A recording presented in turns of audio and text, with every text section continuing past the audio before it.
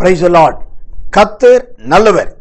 ஆண்டவராக இயேசுவின் நாமத்திலும் இயேசுவின் வல்லமை ஊழிய சார்பிலும் உங்களை வாழ்த்துவதில் கிறிஸ்து இயேசுவுக்குள்ளாக நான் மிகவும் மகிழ்ச்சி அடைகிறேன். கர்த்தரை துதிக்கிறேன், ஸ்தோத்திரிக்கிறேன். ஆண்டவராக இயேசுவின் அழகை குறித்து நாம் தொடர்ந்து கவனித்து வருகிறோம். அதில் இயேசுவின் யாத்திரைகளை குறித்து நாம் இப்பொழுது சிந்தித்து வருகிறோம். கர்த்தர் நல்லவர். அந்த யாத்திரைகளில் நேற்றைய தினத்தில் இயேசுவின் பிரயாணத்தை குறித்து நாம் பார்த்தோம். இன்றைக்கு இயேசு பிரயாணம் பண்ணின அவருடைய யாத்திரையில் முக்கியமான வீடுகளை குறித்து பார்க்க போகிறோம். ஆம், அவர் வீட்டுக்கு அல்ல, வீடுகளுக்கு போனார். சீமோன் என்கிற வீட்டுக்கு போனார், பேதுருவின் வீட்டுக்கு போனார், மரியாளின் வீட்டுக்கு போனார், லாசருவின் வீட்டுக்கு போனார் என்று இருக்கிறது. நிறைய வீடுகளுக்கு போனார். எல்லாவற்றையும் சொல்லவோ சிந்திக்கவோ நமக்கு நேரம் இல்லை. ஆனபடினால் இயேசு பிரயாணம் பண்ண வீடுகளில் ஒரு வீட்டை இன்றைக்கு நாம் பார்க்கலாம். அதனால் உண்டான நன்மை என்ன என்பதை நாம் சிந்திக்கலாம். கர்த்தர் நல்லவர், கர்த்தர் நல்லவர்.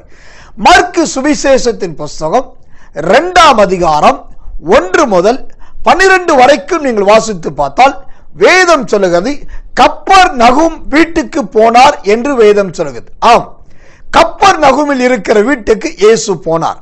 அப்படி அவர் வீட்டுக்கு பிரயாணமாய் போனபடினால் உண்டான பலன் என்ன? கர்த்தர் நல்லவர். அங்கு அநேக ஜனங்கள் இயேசுவை பார்க்கும்படி கூடினார்கள். இரண்டாவதாக அந்த அவ்வளவு ஜனங்களுக்கும் வசனம் போதிக்கப்பட்டது.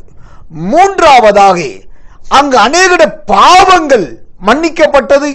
குறிப்பாய் ஒரு பாவியின் பாவம் முற்றிலுமாய் மன்னிக்கப்பட்டது. கர்த்தர் நல்லவர். நான்காவதாக ஆவியின் இருதய சிந்தனைகளை, கர்த்தர் நல்லவர், ஆவியின் நினைவுகளையும் இருதயத்தின் சிந்தனைகளையும் அறியத்தக்கதான ஒரு கிருபை உண்டாகிறது. மனிதர்கள் என்ன நினைக்கிறார்கள் என்பதை இயேசு அங்கு தெளிவாய் அறிந்து கொண்டார். அது மாத்திரமல்ல, ஐந்தாவதாக எல்லாருக்கும் ஆச்சரியம் ஏற்பட்டது என்று பார்க்கிறோம். கவனியுங்கள், இயேசு பண்ணின பிரயாணத்தில் அவர் ஒரு வீட்டுக்கு தான் போனார். அங்கு இவ்வளவு சம்பவங்கள் நடந்தது. இங்கு இப்படி நடந்தது என்று சொன்னால், இந்த செய்தியை கேட்கிற என் அன்பு ஊழியக்காரர்களே, ஊழியக்கார சகோதரிகளே, விசுவாச ஜனமே, தேவ பிள்ளைகளே, உங்கள் வீட்டுக்கு இயேசு சொப்பனத்தின் மூலமாக, தரிசனத்தின் மூலமாக வருவதை நீங்கள் பார்த்திருக்கலாம். ஆனால் ஒருவேளை நேரில் வந்தால் என்ன நடக்கும்? கர்த்தர் நல்லவர். ஆம், நேரில் வந்தால் இங்கு எப்படி அந்த திமிர்வாதக்காரன் சுகமானானோ, அங்கு இருக்கிற ஆவியின் நினைவுகள் எப்படி அறியப்பட்டதோ, அதே போல் உங்க வீட்டிலும் அற்புதங்களும் நடக்கும், இருதயத்தின் ஓட்டங்களும் மாறும், ஆவியின் கிரியைகளும் மாறும், எல்லாமே மாறும். அது மாத்திரமல்ல, உங்க வீடும் ஒரு பெரிய ஜெப வீடாய் மாறும். கர்த்தர் நல்லவர். அப்படியானால் இன்றைக்கு ஆண்டவரிடத்தில் கேளுங்கள், ஆண்டவரே, நீர் எங்கள் வீட்டுக்கு வர வேண்டும், பிரயாணமாய் வர வேண்டும் என்று சொல்லி கேளுங்கள். மார்க்குவின் வீட்டுக்கு போனவர் கர்த்தர் நல்லவர், மரியாள் வீட்டுக்கு போனவர் சோதரம், உங்கள் வீட்டுக்கும் இயேசு பிரயாணமாய் வருவதற்கு ஆயத்தமாய் இருக்கிறார். அவர் ஆவியாய் மாத்திரமல்ல, தேவனை அண்டிக் கொண்டிருக்கிற பரிசுத்தவான்களுக்கு அவர் நேரடியாய் வந்து காட்சி கொடுக்கவும் வல்லவராயிருக்கிறார். அப்படிப்பட்டவர்தான் நம்முடைய தேவன். ஆனபடினால் இயேசுவின் பிரயாணத்தில் எப்படி அநேக வீடுகளுக்கு போனாரோ, உங்க வீடுகளுக்கும் வருவார். நீங்கள் நன்மையை காண்பீர்கள். கர்த்தருடைய இந்த வார்த்தை நடக்கும், இது நிறைவேறும். கர்த்தர் நல்லவர், கர்த்தர் நல்லவர். ஒரு முக்கியமான வசனத்தை நாம் வாசிக்கலாம்.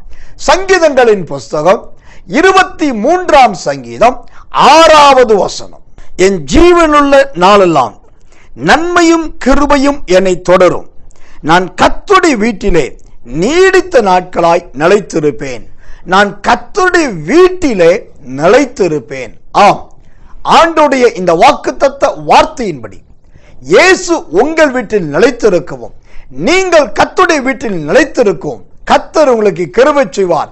அவர் வாழ்க்கையில பிரயாணமாய் வருவார், உங்க வீட்டுக்கு வருவார். நீங்க விசுவாசியுங்கள், ஜெபியுங்கள், எதிர்பாருங்கள். கடைசி காலம் இது நடக்கும். நாம் ஜெபிப்போம்.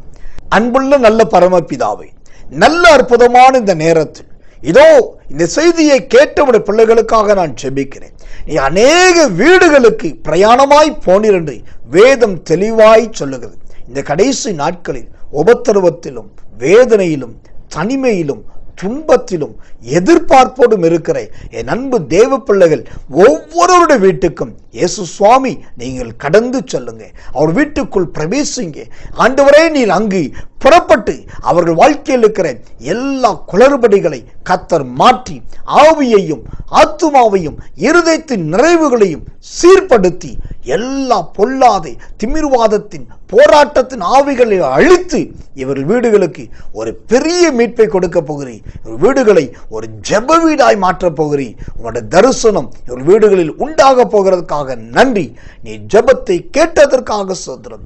இயேசுவின் நாமத்தில் ஜெபிக்கிறோம் நல்ல பிதாவே.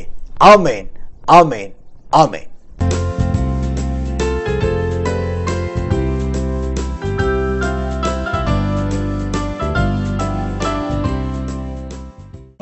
Dear brothers and sisters in Christ, in this moment I would like to share an important prayer request. By the enormous grace of the Almighty, through WhatsApp we send prophetical video messages of Christ in different and deep meaningful titles. As per the Almighty's instruction, this WhatsApp ministries to be extended through various social networks like YouTube, Facebook, Twitter, etc. To fulfill this God's prophecy, we require one camcorder. It cost around 96,000 rupees. Kindly keep in prayers that above needs to be met out. We trust and believe that your prayers make big things happen. If you wish to uphold us through prayers or to help us, may kindly contact us over mobile or email ID given below.